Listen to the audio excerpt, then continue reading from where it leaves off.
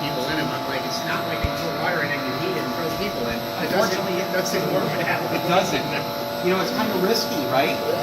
You know, so it just makes us have to kind of like hustle a little bit more and keep plenty of those little Palin test kit tabs on hand.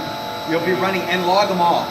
One of the nice things about this, once we get the Vivo Point up and running, you'll have a manual reading that you can do in conjunction with the automatic readings. So basically, you'll have a list of all your manual readings on the same software. So you can pull up and see what these guys did, what time they went, what they got for readings, and you can do a site comparison based on what the automatic readings are compared to what the manual readings are being. So that's a real great help. And you can also, if there's an issue, you can take a picture and leave a note, and it'll go ahead and log that with that reading. So when you click on it, you could call Phil up and say, hey, check out my last reading at 11:30 that I just did. He doesn't have to leave what he's doing to go look. He can pull it up on his phone, see exactly what it is you're talking about, which saves a lot of time of having to run back and forth. So remember that you have that as a tool in the arsenal. Take a picture, leave a note, he can figure it out. He can make the next decision.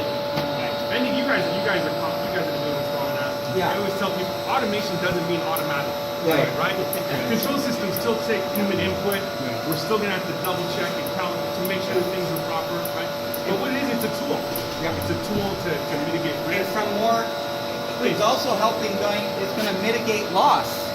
I mean, now you literally have some accountability. I mean, you got a great staff, but I mean, you know, in other ways you have accountability. And you can also mitigate potential, you know, there's people out there looking for a free room night, if I remember Hard Rock correctly. Right. They don't want to pay after their fun's over and they get their folio and they're like, oh shit. Hey, remember we got that little rash in the hot tub? Let's go get a free room night. No. Now you can go ahead and pull up. When were you here? What day was you in the hot tub? No, we're good. You got a skin issue. Just so you guys can kind of see this. So this morning I got an email from the controllers at Chumash, at the Chumash Reservation in San Ynez.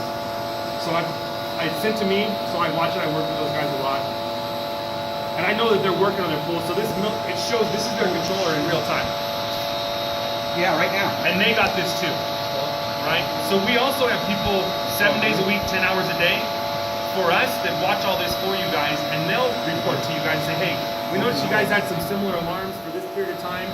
Here's some suggestions of things that might be we can alleviate those alarms. Correct. So on this one right here, I've already sent those guys an email this morning. First thing, said, hey, I noticed you guys got this alarm. They're working on the pools. That's why it's in this alarm right now, right? So that's something that you can do How often do remotely. you have your vendor calling you up going, hey, go check your hot tub? It never happens. Now it does. Now it's become an industry practice for us to do that.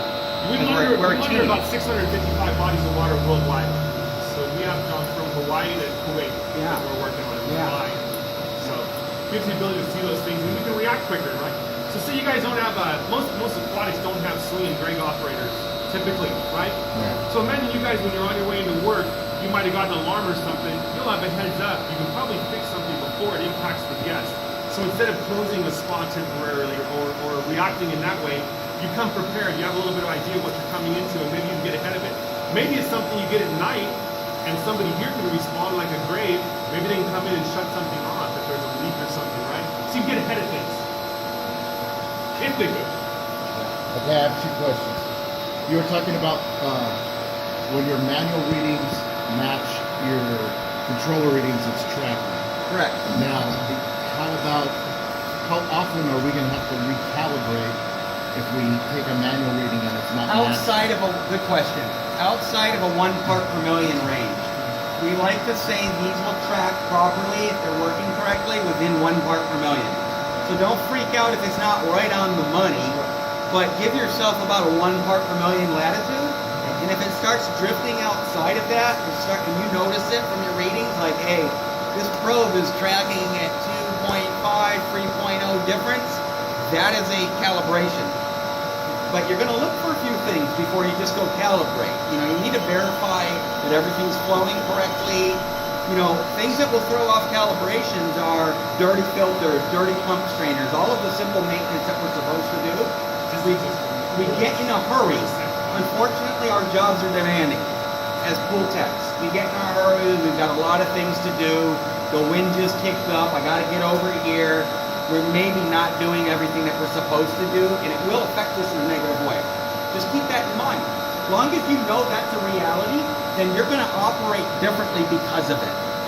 But that's a great question. So I wouldn't make any changes drastically until you start trending that in a negative way. So if you continually, every day at this time, see that this thing's 2 parts outside of the actual tracking window, then I would go ahead and do a calibration.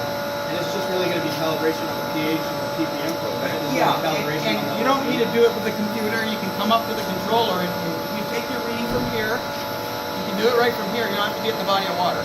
I mean, if this is what we're dealing with here, then we want to take a sample. If that's the specific scenario we're talking about too, if we were talking about outside of 2 parts per million on sanitizer on the high level, another thing to check really quick is the speed of the pump. So as ambient temperatures change, right? If it's cooler, we're going to slow down the feeds of our pump, because what will happen is this will call for a chemical feed, a chlorine feed. It'll feed it, and by the time it gets back here, it may be overshot if we're Right. running it too high. Right.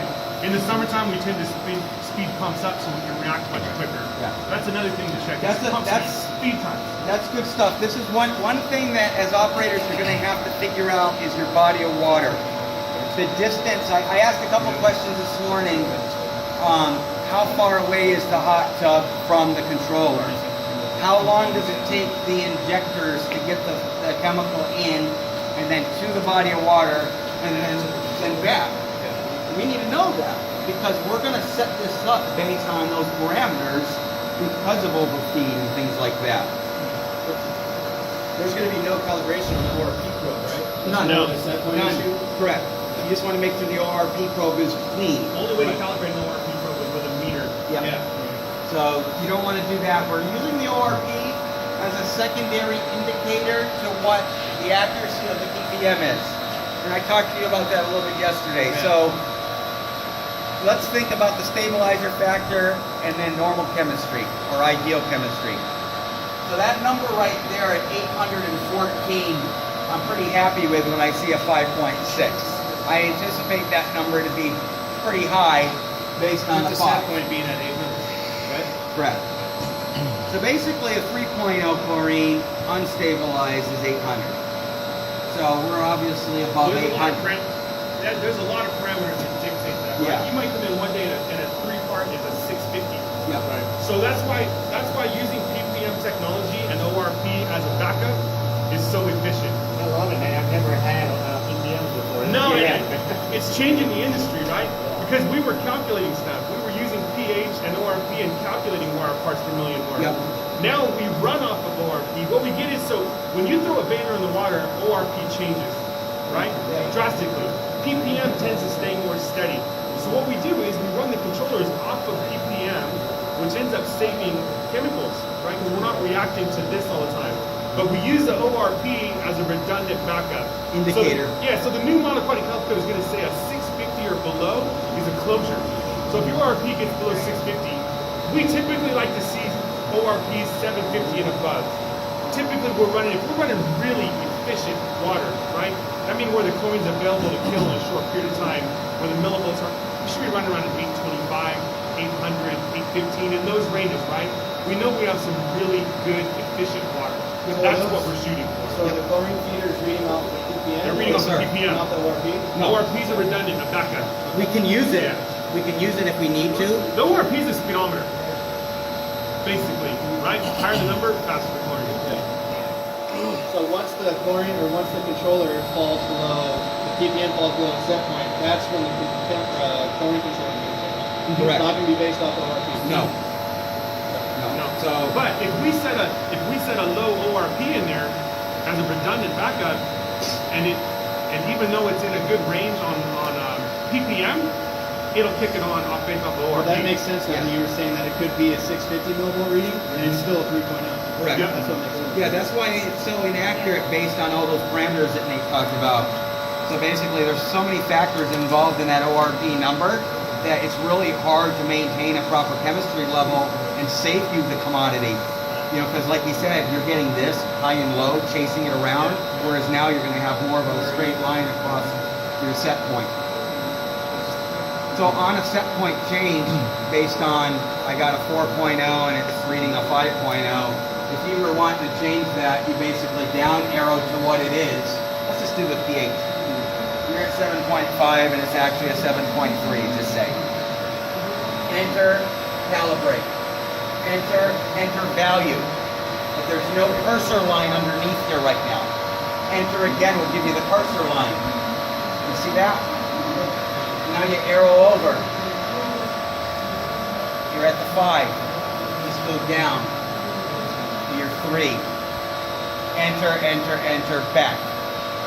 So I don't want to lock it in because I don't want anything crazy to happen, but basically once you get done with your input, just make sure to hit enter. It'll highlight the middle, the dot too, right? That'll change if you don't. Do not hit the dot. You gotta hit If it you twice. do and you freak out, back. If you make a mistake on here and you're like, oh, I didn't mean to do that, just go back. You didn't That dot will enter, change. you didn't lock anything in, just don't hit enter. The Don't other thing freak too- out and hit enter. Because the dot will change to like a 0. Yeah, you'll Yeah. start being in Yeah. 1/1000ths and Yeah. stuff. Another I thing can too, fix all that over online. I mean, if you called me up and say, hey, Mike, I don't know what I did to the controller, or Nate, I don't know what I did to the controller. Can you just log into that controller and check it out? Happy to do it. So that's something else that's offered. So if you guys, if you opt to go with that system where we can remotely access as well, and you guys do too, you'll have access to somebody 24 hours a day, and you can say, hey, we're having problems with the controller. Can you get in there and kind of help me? We can go in there remotely Yeah. and make adjustments for Yeah. you know, factory resets, whatever you need, we'd be available to help you in your controllers remotely. Yeah. So, question on, you mentioned before that it will log everything, all the parameters every day. Will it log a change like that too? Yep. Yep, everything. We'll know who went in it. Okay. We can pull up all the user data. If Trevin has his own username based on his work email, and he logged in or he did something, we'll know. And we'll also know everything that I've done on here right now. They can download all that information off there on a little USB. We can pull graphs from And find out if you had somebody that was like, you got fired and you're upset and they're going to do some, just hypothetically. I know he's a great employee, but I mean, you know, it would be, you'd be able to, you guys are friends? Co-workers. Gotcha. But anyways, no, there's accountability in that regard. So we'd be able to figure out who did what they were not supposed to do. How far back does that log go? stored in the cloud. Yeah, We store it forever, right? forever. Yeah. You know, we have a grade point. We grade ourselves, just so you know. There's very few companies that actually want to improve like we do. You know, we have always room for improvement too. We actually grade ourselves with a little number. You want to talk about that, Nick? No, so we have so you'll see it, I can show you here after a while so we can keep everything moving, but we created a scoring system for all the controllers that we're monitoring. And basically what it is how long during the 24-hour period is that body of water within health code parameters for that region. And it's based on a 1 to 100, right? Obviously we're trying to shoot for 100, but say you have a body of water that's running at 80 and one's running 100 consistently. Let's pull some graphs. Let's identify why. What are the differences that are making that one run that way and the other one run that way, right? And for companies that have multiple properties, it works out really well. So we can kind of identify problems and troubleshoot them from afar and give some assistance. So yeah, it's accountability too. It'll help identify where there's a potential opportunity. You know, you may have some mechanical issues going on one particular body of water. I can tell you, I've got a couple properties that are a little bit older, distressed properties. Maybe the money's not in the budget for them to do some of the repair work. It affects this. And a simple negative effect would be a leak, right? If you're leaking and having the makeup water on all day long, I'm probably not going to have 100 over here. And you're probably going to be spending a lot of money on chlorine and chemicals, plus the water. So it's nice for us to be able to see and pick out where we have an opportunity, because it allows us to serve our client and our customers better in that regard. And you guys don't want 80s. You know, it's like you may even actually be like, hey, all my pools are 100. What are you doing? Look at your, it might become a little bit of a competitive thing for you. Make it a little more fun. But maybe on the monthly meetings when you guys have your stand-ups, you could use that as a, hey, good job, Trevin. All your pools were 100 for the month or what have you. And You get a free spa gift certificate or something. Anyway, make it fun for the guys. So basically what you were saying is like, I know here, we're not that busy during the week, but on weekends, we're busy as hell. Gotcha. So, if we start getting weird ORP or PPM alarms, then we know that our pumps can't keep up with the demand. Exactly. So that's a great question. So basically what you have right now is, I haven't even seen the chemical rooms yet. Trevin explained that you had a Stenner pump with a number 5 squeeze tube. Is it a dual-headed pump? Is it the M170s? No. On some of these pools, I can tell you right now, you're probably undersized. So, great question, because you're going to want to address that right away. And it's not a hard thing to address. Basically, we can support you with the M170, DM5, which is a dual head pump, and we just basically do a pump swap. Now you've got double. We'll still use that number 5 that you have as a backup possible. Are those pumps, they're all serviceable? Yes, Totally, very, 100% serviceable. very simple. Matter of to use. fact, you don't even need a tool to change the squeeze tube. Really nice pumps. Yeah. My suggestion, though, in the heat of the moment, you're dealing with chlorine. I assume you have an eye wash station and you'll have PPE available. You may want to have a backup so you can do a pump swap on the fly and rebuild one. That way, a lot of times we like to have one redundant pump that we can swap over to, right? That way you're not having to spend real time. Even though it's a quick and easy process, things can happen. So that's, I'll get a spare of everything, but also when I'm getting them to change out is they hardwired this one. I don't want them hardwired. No, you got to be able to unplug it. Yeah. Yep. Just put a receptacle there with a weatherproof cover. So that was my concern too, and I want to get your opinion. I think we're undersized on the pumps as well. Yeah, based on the size of the water out there, the volume, I'm pretty familiar with, we did a walk with Carl yesterday. Yeah, most properties with this size of the pool complex usually have their backup. They have backup chlorinators, they have some motors on hand. So if you have a motor that happens to go out on a weekend, you gotta get it back up and running. Our warranty stuff is bad, but Sunday, I don't know if you'll get somebody from me for Sunday. Now these guys are a whole different story, But they're gonna help you do your job better, and it's gonna make life a lot easier on you. With the chlorine, good stuff, exactly, And Carl. it's the same thing with the equipment we use in here. You have great, all your equipment is excellent. We just have to make sure that we are sized properly for what it is we're trying to achieve. So we know we have a big monster pool out there, you got a swim up bar, you're gonna have a lot of stuff going on in that water. We just know. So we look at it as pool techs and we know what's up. We want to make sure that we're going to be able to deliver the product into that water as fast as we possibly can and maintain a set point. So if the pump is on all day long, pumping, and it never turns off, we know we're not keeping up. Plus it's going to go into one run. Yes, run time. So, good point. So that, number 1, you're going to be running over to there to find out, oh my God, the pump's still on. Okay, everything's good, it's just running. Yeah. I've had it too where sometimes it's just the splinter tube gets weak. Yeah, the center tube will break down. They won't pump fluid. The biggest piece of maintenance, that's great, the biggest piece of maintenance on the center system is your injector. Your injector, because of the sodium buildup, it will blow a squeeze tube. So you're rated at 25 PSI on those squeeze tubes. Those are considered low pressure tubes. So if you get a blockage anywhere on this injector, it's going to pop that tube and you're going to be pumping chlorine. That's why those run times are very important. Because you don't want to walk into a pump room and have chlorine all over the floor. You don't reset those remotely. You send a guy. And that's, those are totally rebuildable too. Yes, sir. Yeah. And then I'll get a stash of those too. The one thing I don't like it here is they ran all the quarter-inch feed tubes. I prefer running the 3/8. Okay, that's a good point.